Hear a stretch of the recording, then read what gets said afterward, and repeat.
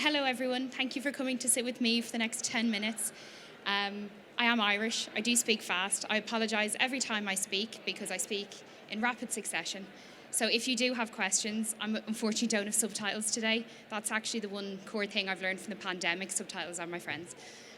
So I'm Rebecca. I'm from 9.KI-AH-NA. What 9.KI-AH-NA represents to me is the business I started last year. So my journey has been called unique by employers on more than one occasion.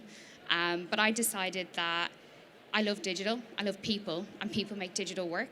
So rather than learn to code, I learned the language of what you need to drive a digital project. My background is, again, from Dublin, shocking. But I've also lived and worked in Vancouver in Canada, down in London, and I got to Leeds about 7 years ago, and something about it stuck because now I have a mortgage, and that's pretty serious. So I thought, great, I'll stick around. I've had a multitude of jobs, from being a digital account manager to an account handler.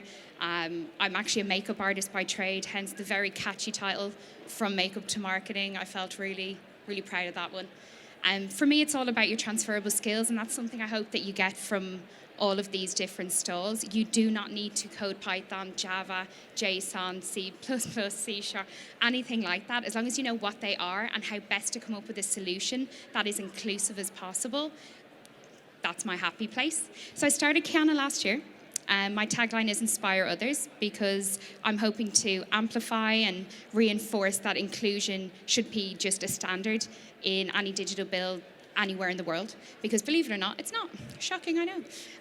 A lot of people focus on process, programming, but forget the people element, and that's what 9.KI-AH-NA does. So the two things I do are, the first is help people with transferable skills. I was working in a school during the week and also in the Armley Community Centre, just to identify that the role that you've had previously and the type of experience in your background makes digital better. It is never ever a disadvantage, so please don't ever think that it is. If anything, me speaking rapidly maybe has flummoxed some people into letting me help with things I don't know, maybe. So the other thing I'm trying to do is create a new type of facial recognition, because my background as a makeup artist is colour theory, and what currently facial recognition doesn't do is see colour. And I've been told on multiple occasions, and feel free to tell me after this, I don't mind, it's really, really hard to do. There's easier ways to do things. That's not what I'm about, having travelled all the way around the world to get to Leeds. I like to do things in a way that I can do it well and that I can bring others along on the journey. So why facial recognition, you say? Oh, thanks for asking. Because it's something that actually encroaches on our life far, far more than we realise. From car loans to mortgages to getting a job, HR software, everything that has built our digital identity over time focuses on how we see the shape of people's faces. And we still haven't cracked the environment. We still haven't cracked those kind of undertones that are in your skin. And so what I've done is I've taken all my learning from makeup, some aggressive clients from makeup, so I've learned how to client handle all at the same time, so that's been an added bonus. And I've brought that into the digital world because I think a little bit differently, and that's exactly what digital needs. I have also helped and supported in the School of Computing at Leeds Beckett the apprenticeships. Shout out to them if you're doing it, they're really awesome. Honestly, they're so, so good. They bring you right through from business analyst to data analyst, everything you'd need to be in the digital world, but when you know what you like in digital, it just makes life a bit easier. So it's something that I'm in a prototype phase on, just before anyone shouts, oh, where can I find this? You can't, I'm so sorry. It's something that's incredibly difficult. It's creating a framework based on something called, I guess, has anyone heard of the Monk scale? So Dr. Monk has worked with Google and it was recently released. And so I'm working with that latest release. It's as good as we've got at the moment, because a lot of, believe it or not, again, I'm like a Ripley's at the moment. I've said it so many times, I'm so sorry, it's quite annoying, but I still can't. I don't know if anyone's heard of the Fitzpatrick phototype scale. It's all to do with colour and what that looks like for microbiologists, dermatologists, that kind of thing. I asked where that kind of piece of work is, where's that research? I just want to have a little nose, see how I can, pretty much differentiate my own product with some basis. It turns out it's just an industry accepted norm. Something that's actually failing to see people has just been baked into a lot of the products that we use. Just going to time check, still good. So something that I'm really passionate is inclusion. So your background, your experience, wherever you're from, whatever makes you you, is what digital needs to function as, because digital is an expression of who we are. Okay, HR software, I'm not going to lie, it's not great. So let's just leave that to one side. But apart from that, digital is generally an expression of all of us and everything that we've brought to it. And the best bit about that is it means we can change it. We can change it, okay, I don't want to say quite easily, unless someone has, a VC fund in their back pocket, amazing. If you've got venture capital money, come talk to me after. But it's something that if you can have a societal impact and you can bring your experience to it, it really doesn't even feel like work. So what is the point of my rambling? Well, if you have a passion, whether that is from sports management at a university you've been to and you're looking to get into digital, how is it you can bring what you love to what you're doing? For me, it was colour theory. It took 7 years to figure it out, I'm not going to lie. I'm a slow burner some days. But it's incredibly important to find out your why.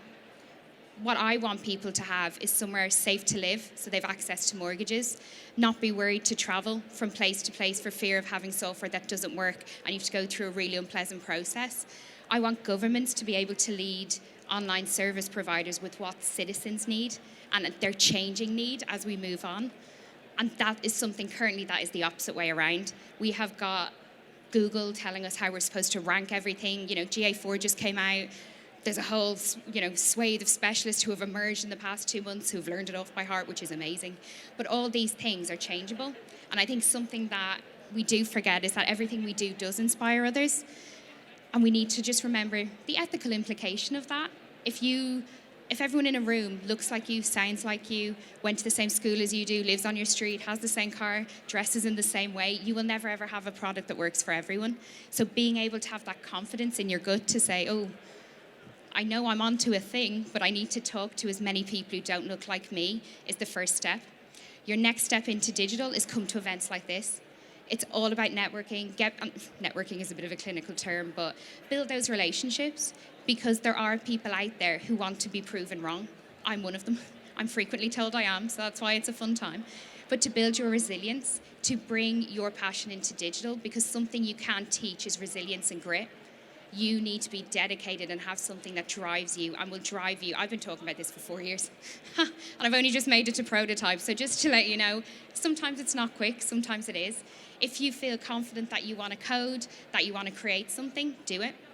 There's so much creativity in digital. So if you think of things like experiential, so the senses, AR, VR, there's so much creativity that still can be made because the way it's built is so prescriptive. Sometimes it takes someone like this girl to come in and say, I don't get it, why does it work like that? Can we not do a different thing? Sometimes people hate seeing me walk in rooms, if I'm to be honest, but you kind of get okay with that after a little while. So the end of my ramble, if there's 3 key takeaways that I can sum up, because I think I'm a little bit early or overrun, because that light is so bright I can't see my watch, if I'm honest. The first is do. Go and do. If you don't start something, you'll never see a result. The second is your experience is your biggest advantage. Don't let anyone, I don't care who it is, tell them to come talk to me. It is only an advantage because you think differently to them, and that is only a plus. And the third is don't be afraid to feel like you're not doing it right. That generally means you're onto something. If you're constantly thinking, oh, I don't know, is that a thing? Maybe it's not a thing. That's why events like this help. You'll start talking and finding people exactly like you who think a little bit different. And that's me on a wrap. I think I'm a little bit early, but any questions, thoughts, queries? I know it's not a Q&A session, but if anyone wants to talk to me after, feel free. You can get me on LinkedIn, because I'm going to plug myself now. So I'm on LinkedIn. I've got my website. And also I will be speaking next week at the AI for Creative and Cultural Industries. It's just in the British Library. So if you have anything you want to bring along, they've got some great resources there. Leeds City Council have some fantastic resources as well on the website. They're constantly reaching out to people. If you feel like you want to bring something from your company or your background, bring it to them. You may not knock on the right door first. But 4 years into me talking about this, look at me now, nearly with a prototype, guys. It's really exciting. But listen, thank you so much for your time. My name's Rebecca. I'm with 9.KI-AH-NA, and we are working on inclusion by design. So thank you so much.